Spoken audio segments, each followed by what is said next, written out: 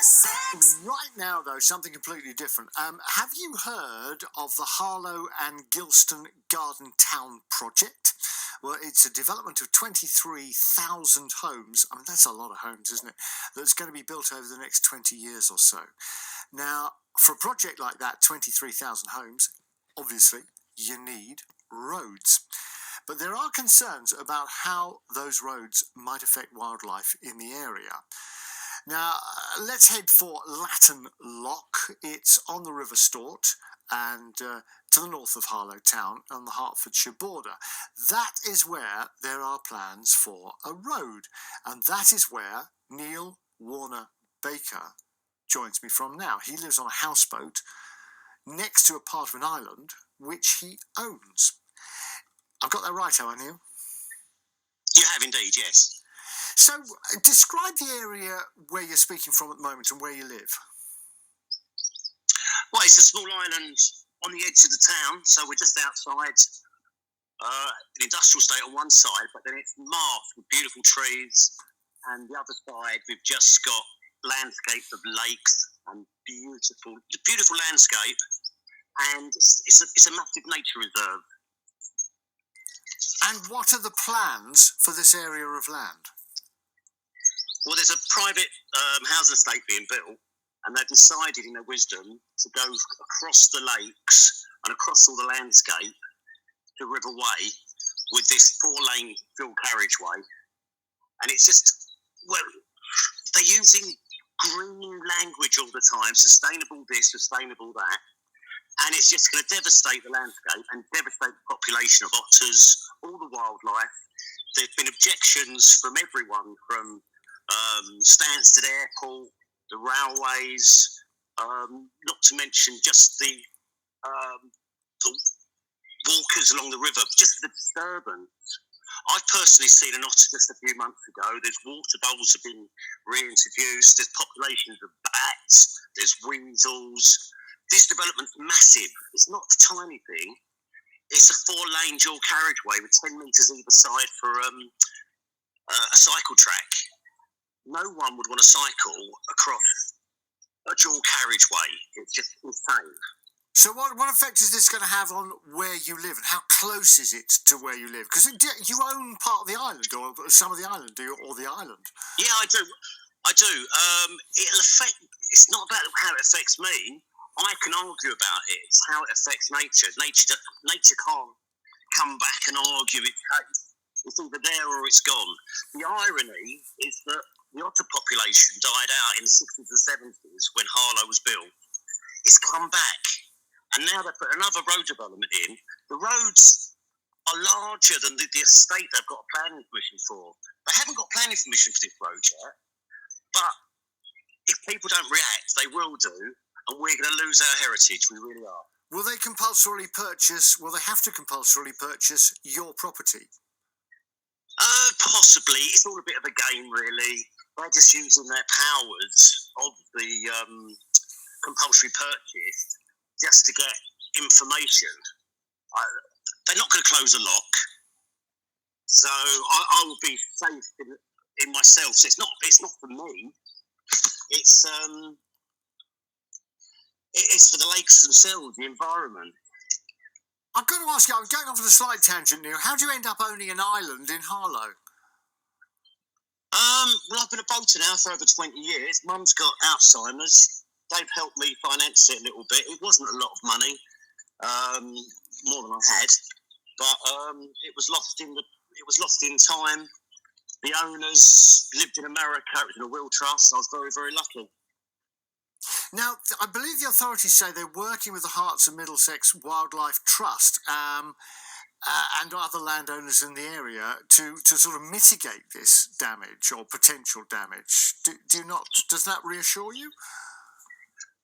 It does, not at all. Well, certainly, as a landowner myself, they haven't contacted me in the past.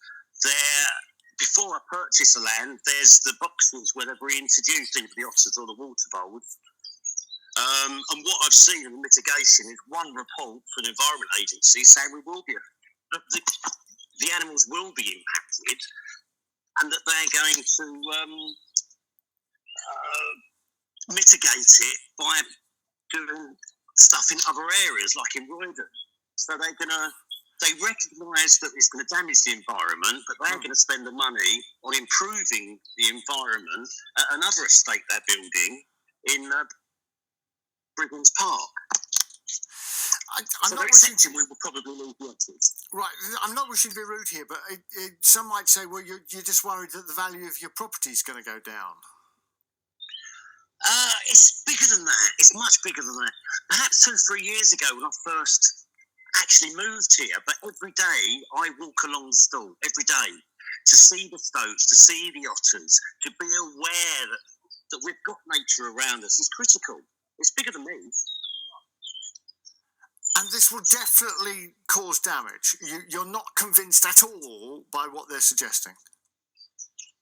I'm not convinced at all. It's a classic term of sort of greening over. The fact that the bridge is going to have netting around it to stop the birds, the fact that a lot of it's going to be built with culverts, because they'll be worried of antisocial behaviour, they're going to be sort of covered in barbed wire.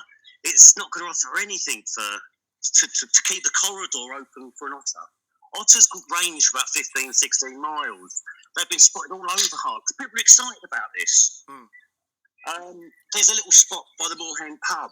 There's a hide. And people, the people that go there, the nature watchers, have been seeing otters in there. How are the otters going to get across there now? The otters travel along the backwaters. Most of the main parts of the river have got piling. That's steel pieces. So an otter can't climb up unless it goes through the backwaters. These are all going to be blocked off. All right, Neil, thank you very much indeed. Neil Warner-Baker there, who lives on a houseboat. He owns part of the island, and he's worried about the wildlife.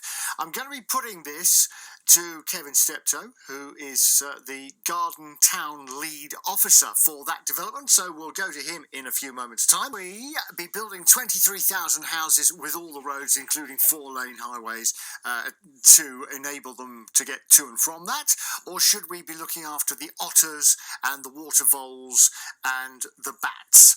That's the question, and is enough being done to protect that wildlife? Kevin Steptoe is Garden Town lead officer at East Hertfordshire District Council. Kevin, you've been listening to what we've been saying. What do you make of it? What do you say? Hello, good afternoon, and thanks very much for talking to us. So, yes, we understand the entirely. I mean, I think ultimately the position is, in relation to that question, we can do both. We can plan for... How do you do that? So we can plan for new significant development and ensure that we minimise the impact of that on the wildlife. So how do we do it? We've been planning for the development of the Garden Town for a number of years now. So when we first look to identify locations for development, we take into account a whole range of information at that stage. An important element of that, of course, is what's the impact going to be on the environment? The landscape, Mr. Warner-Baker was saying there, the landscape, the water, biodiversity, ecology, all of that baseline information.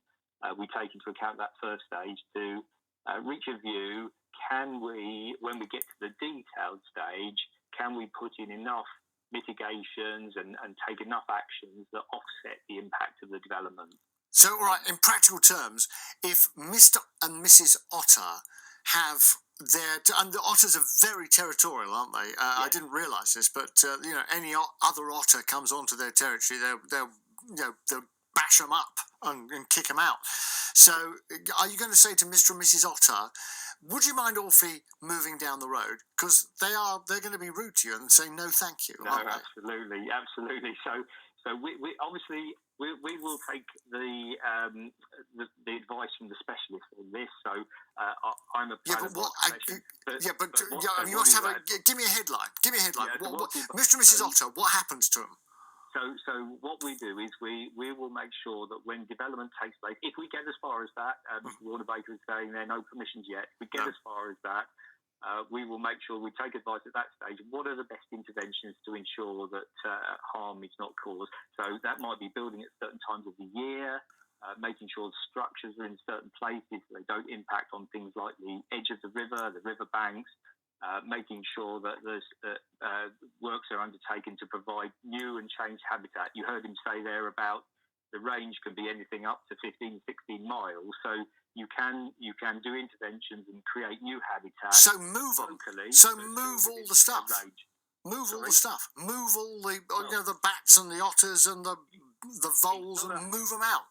It's not a wholesale relocation. It's just so we're looking here to put a road in, and we're looking to minimise the spec of that road. So we're not looking at. I know there was reference there to dual carriageway. We're looking at a single carriageway road here.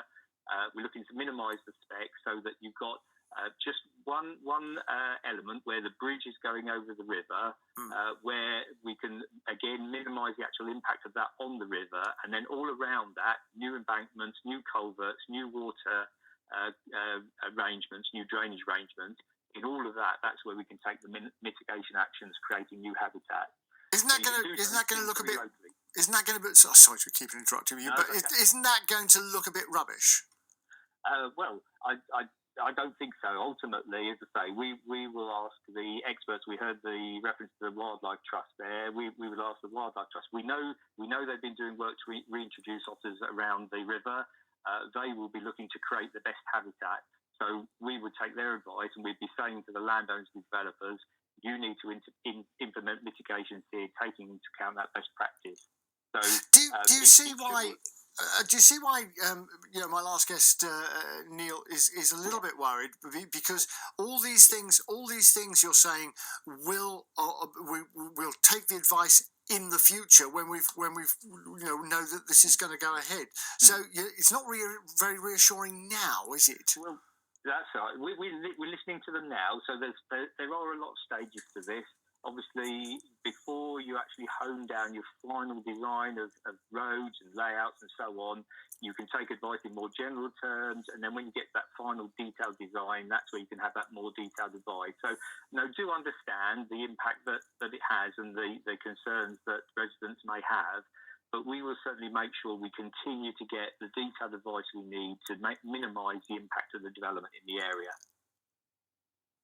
But if you're going to build a blooming great road over somewhere where there isn't a blooming great road at the moment, you can minimise as much as you like. It is a very great change, isn't it? Oh, yes. Nobody's pretending, and you refer to the scale of development. 23,000 homes is a big change, and we have to take into account all the benefits of that as well. New homes, places for people to live, new schools, all those facilities. And we recognise, there are some impacts as a result of that. Overall, we're asking landowners and developers here to sign up to what we call biodiversity net gain. So at the end of the day, the actual wildlife interest in the area is increased over how it is now. Now, there'll be different checks and balances in that, and different elements will be changed. But overall, we're looking to ensure that the outcome is greater in value than it is now. So going back to poor old Mr. and Mrs. Otter, that will probably still be alive, but instead of living in a 4-bedroom detached where they do at the moment, they could be living in a 2-bedroom bungalow somewhere else. Well, they may want to downsize, but we may also be having creating other new habitats for them. So, equally sized 4-bedders, but just around the corner from where they are now. So, we'd certainly look to ensure that we make sure that, as I say, there's new habitat where we need to relocate it. It may be we don't need to relocate anything at all. Sorry, Kevin, does it really come down to human beings need somewhere to live? They need to get to and from where they live. Sometimes the advantage of housing has to overturn the disadvantage to nature. Well, I think our approach these days is that we can ensure both of these outcomes are secured. So we're moving away from, as you say, very much there was balanced decisions to be taken. Are the needs of new homes and residents, do they outweigh wildlife and other impacts? Where we're moving to now, and this is a national approach, as I say, we're moving to this biodiversity net gain. Actually, you get the new housing, you get the new roads, but you actually get an increase in ecological value as well. So I think now we're in a better position to achieve both. So, Kevin, finally, what sort of timescale are we looking at here? Because you said no permissions have been granted yet. Have they been applied for? So there are planning applications in with the councils at the moment. Give me a timescale. They're under consideration. Decisions middle to late part of this year. Development could start to take place if they are permitted during next year. But we're certainly talking to the landowners about ensuring they continue to monitor and manage their impact up to potentially 30 years in the future. So this is a long-term project, and you can imagine 23,000 homes is a long-term project, and we'll be continuing to monitor all the time to make sure we achieve our aspirations around ecological improvement and value. Kevin, good to speak to you. Thank you very much indeed. I don't think it's going to be the last time we talk about this subject. I have a feeling. Kevin Steptoe there, the Garden Town lead officer at East Hertfordshire District Council. What do you feel about this? Because if it doesn't happen on your doorstep, a lot of people think, oh, I don't really care about that actually that much.